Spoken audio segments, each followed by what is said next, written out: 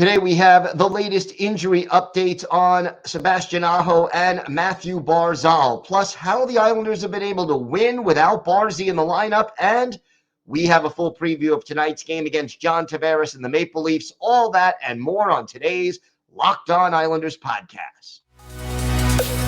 You're Locked On Islanders, your daily podcast on the New York Islanders, part of the Locked On Podcast Network, your team every day.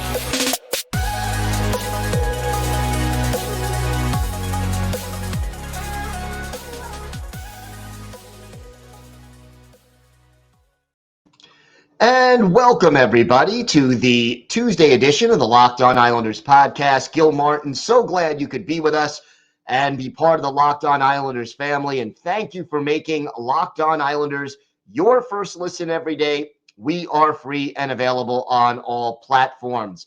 Lots to discuss on today's show. But first, if there's something Islanders related on your mind, if you have a question, a comment, a topic that you'd like us to talk about maybe on a future episode, feel free to email us. The address, lockedonislanders@gmail.com. And if you leave your first name and where you're from, we are happy to mention you on the show when we discuss whatever it is that's on your mind. You can also follow the show on Twitter at Locked On Isles, and you can follow me, Gil Martin, on Twitter at Ice Wars, NYR_VSNYI.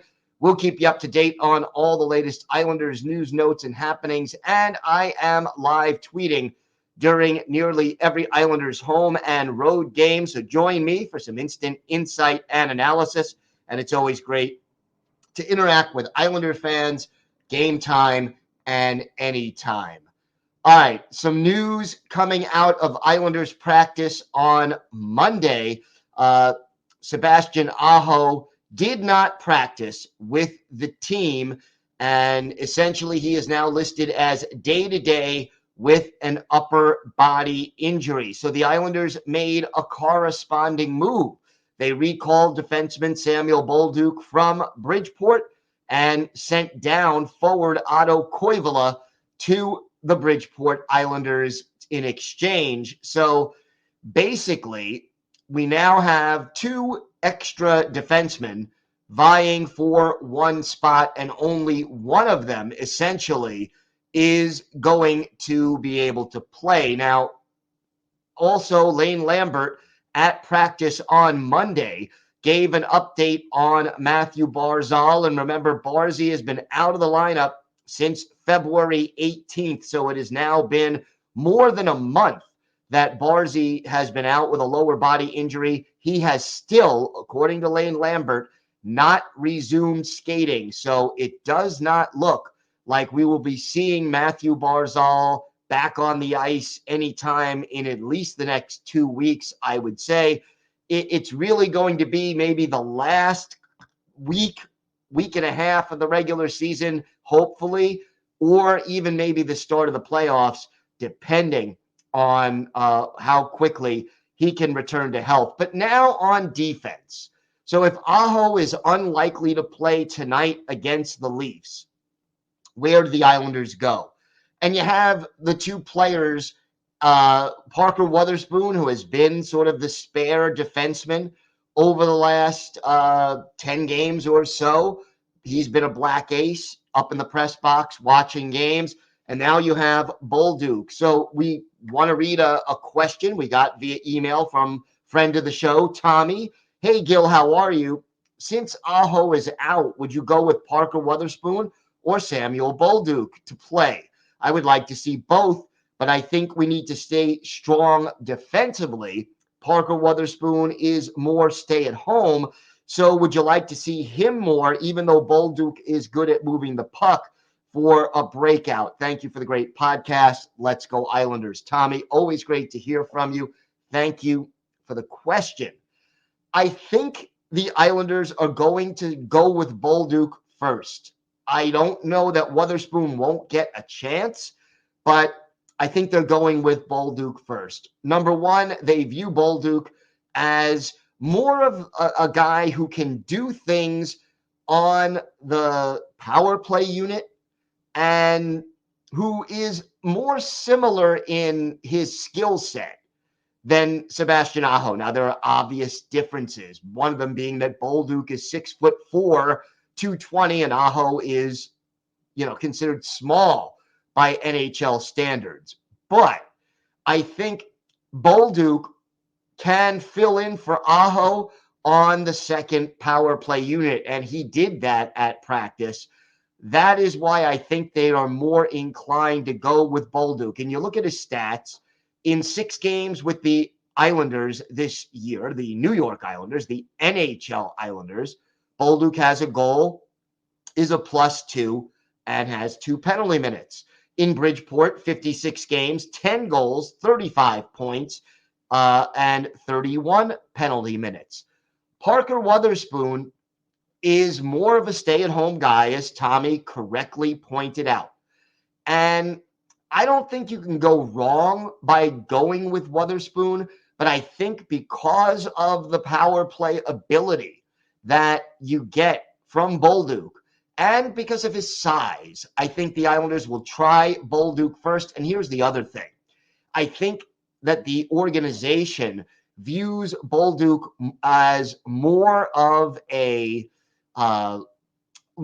prospect, more of a guy who has a future in the NHL, and therefore they are more likely to give him the first chance over Wotherspoon, who I think is one of those guys who's going to be really solid at the AHL level and be able to fill in at the NHL level, but not so sure that he would still be considered a prospect at the age of 25 at this stage in his career, after spending this is his 7th season in Bridgeport. So just my opinion, I think they go to Bolduc first, but I'll say this, and we don't know how long Aho is out. As Islander fans know only too well, day-to-day could be a game or 2, or it could turn into 8 weeks, as we saw in the case of Adam Pelech earlier this year. So we have to take all Islander injury announcements with a grain of salt, but I think we see Bolduc first and then Wotherspoon. Wotherspoon, by the way, 12 games with the Islanders this year, 1 assist, 4 penalty minutes, a +5. He is, I think, more of a stay-at-home guy. And Tommy rightfully points out that is something that the Islanders have done well in recent games, is get the puck out of their own zone a little bit better and make that transition. In Bridgeport, 27 games, 1 goal, 12 points, 27 penalty minutes, and a +12 for Wotherspoon. I think both of them are going to get a chance, but I think the first chance will go to Samuel Bolduc. We have got more to discuss on today's show. We mentioned that right now, Mathew Barzal has yet to resume skating, so he is a few more weeks away. But how have the Islanders managed to not only stay in the playoff race, but actually improve their playoff position without their most dynamic offensive weapon? We're going to get into that and a whole lot more still to come on this episode of the Locked On Islanders podcast. Today's episode is brought to you by FanDuel. The tournament is heating up, and now is the perfect time to download FanDuel, America's #1 sportsbook, because new customers get a no-sweat first bet up to $1,000. That's bonus bets back if your first bet doesn't win. Just download the FanDuel Sportsbook app. It's safe, secure, and super easy to use. And then you can bet on everything from the money line to point scorers and threes drained. And hey, you could also use your knowledge of the Islanders at FanDuel. Check out all the odds for tonight's home game against Toronto.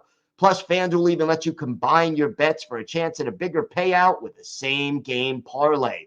So don't miss the chance to get your no-sweat first bet up to $1,000 in bonus bets when you go to FanDuel.com/lockedon. That's FanDuel.com/lockedon to learn more. Make every moment more with FanDuel, an official sports betting partner of the NBA. So Mathew Barzal, as we mentioned, has been out of the lineup now for a month. And, that's pretty bad as far as that is concerned. We know that the Islanders really aren't likely to go on a very long playoff run without Mathew Barzal. That they need, we've seen Bo Horvat scoring go down since Barzal has been injured. When Barzy was in the lineup, Horvat was putting up points at almost a point a game clip.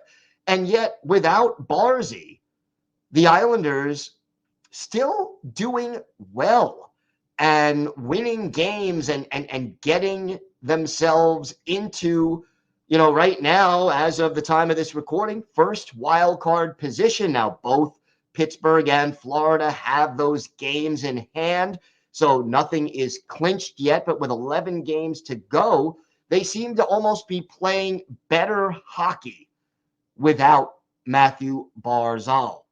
Why? Well, here's the deal. And it's almost ironic if you think about it, but I think when Barzal went down and got injured, the Islanders and Lane Lambert realized, you know what? We have got to get back to playing more defense-first hockey. And, that is what the Islanders did so well under Barry Trotz, and that is what got them to the conference final in back-to-back seasons. And, the amazing thing about it is that they're actually scoring a little bit more goals per game without Barzal in the lineup. And they're 8-3-1 in their last 12 games since Barzal got hurt. So what does this tell us? Well, it tells us that even though the Islanders wanted to open things up a little bit more and play a little bit more aggressive offensively, have the defensemen pinch and join the rush more and all of that, this team, the way they are presently constituted, is going to win more hockey games playing to their strengths. And because even with Horvat and Barzal in the lineup, this team is not built to win 6-4 or 7-5. They're built to win 3-2 or 2-1. They have to go back and do the defense first strategy. It's worked for them, and it's been a definite positive for this team. Now there's 11 games left, and they probably will be without Mathew Barzal for a good stretch of those 11 games. So I think this strategy of being smart in your own zone, making the transition, getting the puck out, just playing basic, smart, defense-first hockey and relying on your goaltender to get the job done, I think that's the formula that this team needs to use in order to win hockey games down the stretch and qualify somehow for the playoffs.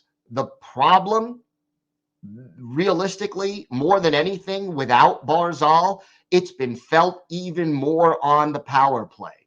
And the power play wasn't that good with Barzal available. Let's not kid ourselves in that regard. But at the same time, you have to have a situation where, they need to work on the power play. I think the key with the power play is better puck movement and better movement of the players without the puck.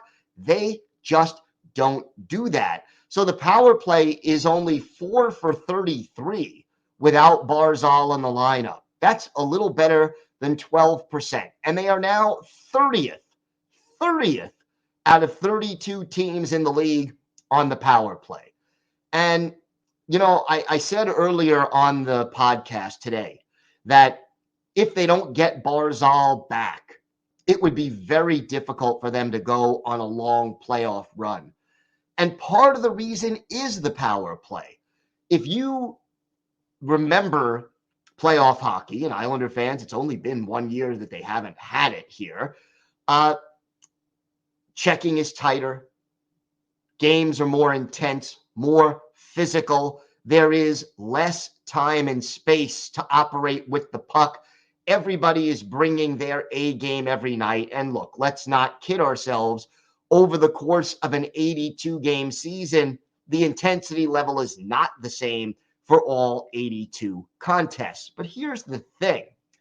Power plays and penalty killing become even more vital in the playoffs. And if the Islanders don't have Mathew Barzal back, and they're only hitting at 12.2% on the power play, which would rank them last, that is a big hindrance for a team that struggles to score goals as it is, 22nd in the league in goals scored. They need Barzy back for the playoffs, and they need to make sure that, I mean, look, you can't control it. And I'll put it to you this way. Mathew Barzal at 75 or 80% before he gets back into real grade A game shape is still better on your roster than having, Simon Holmstrom or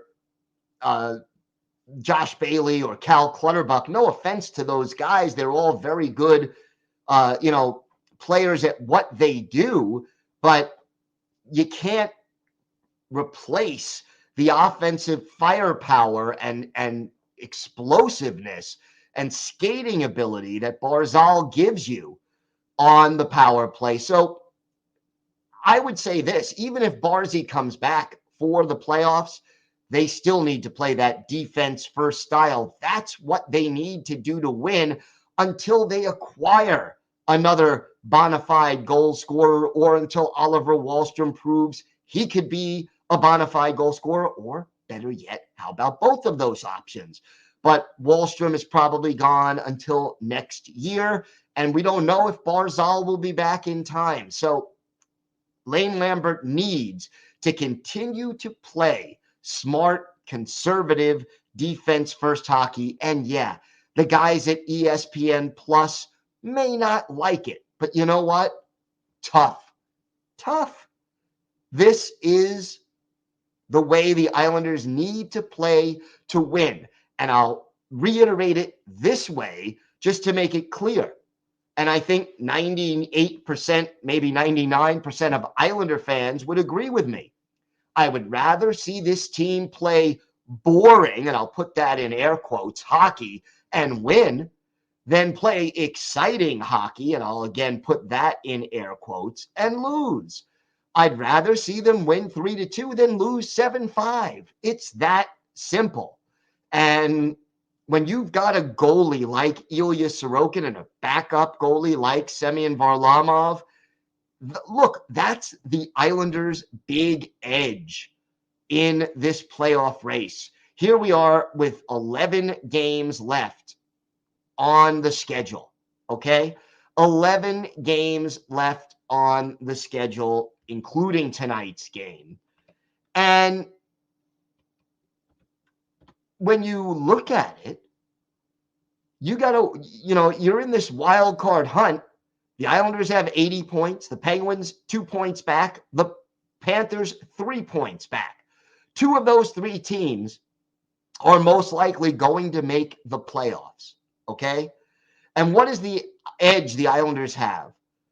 I would certainly take Ilya Sorokin over Tristan Jarry. And again, no offense to Jarry, but he's an unproven goalie compared to Ilya Sorokin. And if I'm looking at the Florida Panthers, Sergei Bobrovsky, he's been great over the course of his career, but statistically this year, he's not in Ilya Sorokin's league. So playing to your strengths is part of what constitutes good coaching. And the Islanders need to play to their strengths, and that's shutting down opponents, relying on Ilya Sorokin, one of the better goaltenders in the league, and winning games 3-2, 2-1, 4-3. doing it that way is really the best way to go. All right, we have got more to discuss on today's episode. We'll preview the game at UBS Arena tonight against the Toronto Maple Leafs, which means an old friend will be coming back. Plus, we'll have our Islanders' birthday of the day, a popular defenseman who was with the team up until about 2-3 years ago. We've got all that and more still to come on this episode of the Locked On Islanders podcast. Today's episode is brought to you by Built Bar, the protein bar that tastes like a candy bar. Looking for a delicious treat but don't want all the fat and calories? Then you've got to try a Built Bar.